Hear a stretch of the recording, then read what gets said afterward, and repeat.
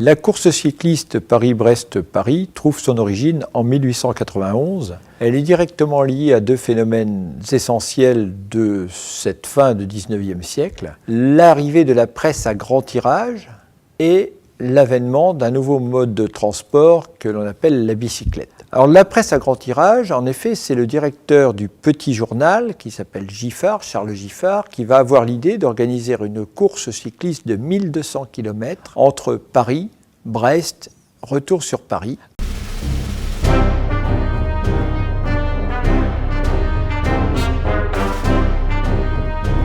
Alors, ce qui m'a motivé, c'est que j'ai réalisé cette course en 2007, sous la pluie, en semi-autonomie. Et donc je me suis dit, pourquoi pas tenter 16 ans après cette course en autonomie totale pour voir déjà au niveau performance si c'était mieux ou moins bien. Et puis en plus vivre l'aventure avec les gens sur la route, chose que j'ai pas pu vraiment vivre sur le premier. Et effectivement j'ai bien fait parce que sur celle-ci, j'ai vraiment fait des belles rencontres. C'est de savoir gérer déjà son rythme, ne pas se griller trop rapidement, bien se nourrir surtout, pour pas avoir le coup de pompe. Et puis après il y a la difficulté, puisque il y a quand même plus de 10 000 de dénivelé sur la totalité de la course. Et puis la distance, hein, bien entendu, 1200 km, tout le monde ne va pas le faire tous les jours. Il y a également la qualité du matériel. Le matériel, bien sûr, on en parle. Donc pour réaliser cette course, j'ai acheté un vélo tout carbone. Et surtout, après, au-delà du vélo, et il faut aussi un équipement pour pouvoir subvenir à ses besoins tout au long de la route. Donc là, j'ai été équipé d'une sacoche avant, d'une sacoche arrière, des lampes, il fallait des chargeurs, tout ça. Donc le vélo qui fait 8 kg, et vite passé à 14-15 kg quoi. En plus, ouais, on roule la nuit. Donc la nuit, il faut surtout voir et être vu, ce qui est important. Donc déjà, l'Audax Club Levallois nous fournit un gilet fluo obligatoire.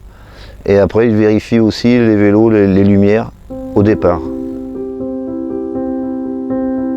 Alors au niveau des coureurs, oui, il y a de l'entraide parce que j'ai eu un exemple, il y a eu un accident sur la route. Le jeune que j'ai justement rencontré sur cette route, il m'a expliqué, c'était les petites voitures vélo là, qui roulaient, elle s'est déportée pour éviter un trou et elle a tapé un autre vélo et le gars il est tombé. Donc lui il est arrivé derrière, il s'est arrêté tout de suite, il a appelé le SAMU et le gars c'était pas très grave, mais au moins directement il a appelé les secours. Et ensuite, ce gars, justement, je l'ai rencontré, c'est lui qui m'a expliqué ça, je l'ai rencontré sur la route. Je lui ai demandé de quel coin il était, c'était un ch'ti comme moi. Et puis du coup, on a discuté ensemble, on a fait toute la nuit ensemble. Et on a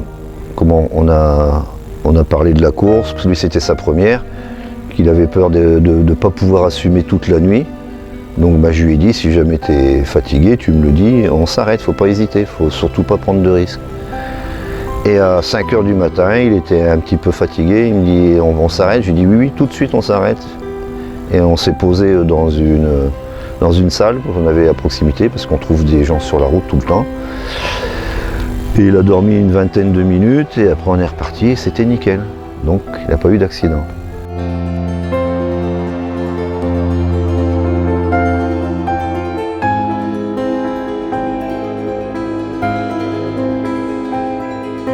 Après, au niveau de la population, ce qui est bien, c'est qu'il y a du monde partout, ça applaudit, et après on a des points de ravitaillement que les gens font gracieusement, café, thé, on peut avoir des fruits secs, des jus d'orange, du coca, franchement les gens sont formidables pour ça, ils participent activement à cette fête. Ouais, au retour, une défaillance, je commençais à être fatigué. J'avais très très mal aux jambes, j'avais l'impression que je ne vais plus pouvoir avancer, c'est le cas de le dire. Donc je me suis réalimenté, ça allait un tout petit peu mieux, mais c'était encore très dur. Donc j'avais une grande côte à franchir, je l'ai franchie tant bien que mal. Après j'étais sur du plat, et là je vois passer deux cyclistes assez rapidement, donc je me suis fait mal aux jambes pour les suivre.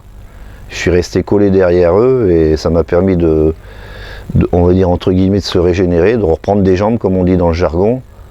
Et je les ai suivis jusqu'à Dreux et on va dire que grâce à eux, j'ai atteint ce point de contrôle qui m'a permis après d'aller en Rambouillet et réaliser ma course comme je le voulais. Après, il y a des rencontres formidables, on peut dire ça. C'est suite à un contrôle fougère, il fallait que je mange, j'avais faim. Je voulais pas manger dans leur resto, leur petite brasserie qu'ils nous font avec des pâtes dures, etc. J'ai testé, donc j'ai dit je vais manger au restaurant. Premier restaurant que je trouve, je dis je m'arrête. Donc je fais une grande descente et là d'un coup il y a des gens qui t'applaudissent. Et il y avait un petit restaurant sur la droite. Hop, j'ai freiné, je me suis arrêté et je demandé à la dame est-ce que je pouvais manger. Elle m'a dit à cette heure-ci ça commence seulement le service, ça va être un peu difficile de vous contenter, sachant que vous êtes sportif et il vous faut. Mais elle m'a dit bougez pas, attendez 5 minutes, je vais voir. Et 2 minutes après, elle m'a dit posez votre vélo, venez voir. Je suis rentré dans le restaurant, j'étais sur une petite terrasse, c'était magnifique en plus. Elle m'a dit mon mari vous prépare un veau maringot, vous allez voir, ça va être super. En attendant, j'ai commandé une petite bière Coca, c'est un fuel, ça permet de se recharger. Donc j'ai eu une assiette qui était formidable, j'ai mangé, je me suis régalé comme pas possible. Et après, au moment de payer l'addition, j'arrive au comptoir, la dame, je lui dis voilà, je vous dois combien? Elle m'a dit c'est gratuit pour les sportifs comme vous. Je dis là, j'étais amplement, j'étais choqué. Je lui dis vous êtes sûr? Elle me dit oui, c'est pour l'effort et pour votre arrêt spontané. Et ça, c'est une belle marque de, comment dirais-je? C'est un beau geste. Un beau geste, c'est vraiment, ouais, ça va droit au cœur. C'est une reconnaissance de ton effort. Quoi. Ouais, c'est une reconnaissance, voilà. Voilà, et ensuite un soir aussi, on était à un bar, boire un coup vite fait pour se recharger, comme on dit tout le temps. Et puis là, on discutait avec les gens du coin, et puis il y avait ma plaque qui me gênait, le numéro D222 sur l'avant du vélo. Donc je l'ai enlevé, je l'ai fait enlever, et la dame, elle m'a dit, est-ce que vous pouvez me le donner? Donc bon, la patronne du bar, je dis oui, ok. J'allais m'en aller, elle m'a fait attendez, est-ce que vous pouvez me le dédicacer? Bon, du coup, je dis vous exagérez là. Elle me dit non, mais nous, ça nous fait plaisir. Donc je l'ai signé de mon nom, et elle m'a dit cette plaque, elle restera au bar derrière nous, elle restera très longtemps ici. Ça fait chaud au cœur aussi. Voilà, ça c'est le genre d'expérience qu'on rencontre sur la route. Et surtout le restaurant aussi, j'ai appelé la dame pour la remercier. Et si je peux y retourner, j'y retournerai, c'est clair. Je lui ai promis.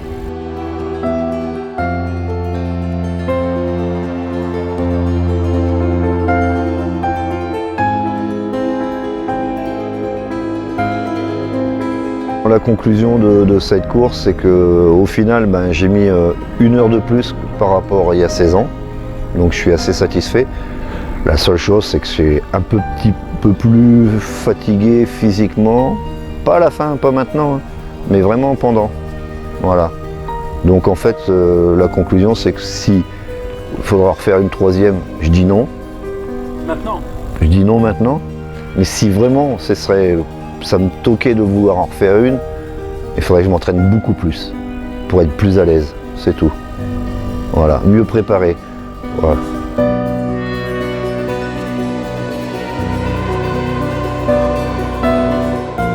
Au niveau de l'organisation, c'est très très bien organisé. La seule chose que je reproche vraiment à cette organisation, c'est les tarifs pratiqués dans leur cantine. Quand on met une banane à 1 € la banane, il faut arrêter de prendre les gens pour des pigeons, quoi.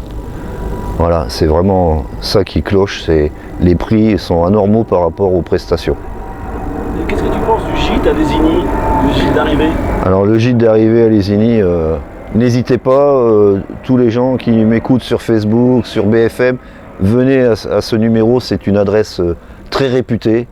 Les gens sont chaleureux, sympas, et c'est ce qui fait du bien, ce qui permet de réussir la course. Côte de bœuf à midi avec les petites patates. Ce soir, on va lui faire un petit kefta. Et puis après, j'ai proposé les massages, mais il n'a pas voulu, Mich. Je te jure, il n'a pas voulu les massages. Ouais, par contre, le champagne, on va le boire. Ça, c'est sûr. On va le fêter. Et le petit pain? Oui. Tu manges tout? Naya, Oui. tu manges tout?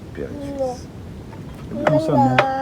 C'est bien, t'avais Allez, Chonchon, Bon. c'est parti là. Allez, À la victoire. on va fêter. Oui. Mais non, c'est pas une victoire. Ah si, c'est Non. une victoire Ce sur n'est pas une toi-même. victoire, c'est à la réussite du projet. Voilà. C'est une victoire sur toi-même.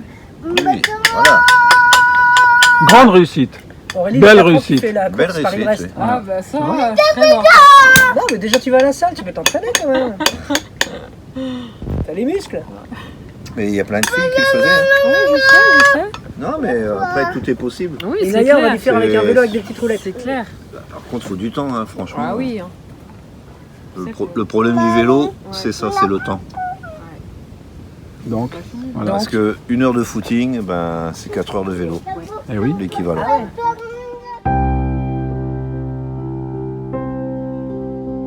Le vainqueur de cette course sera Charles Théron, qui va accomplir le périple en 71 heures et 22 minutes,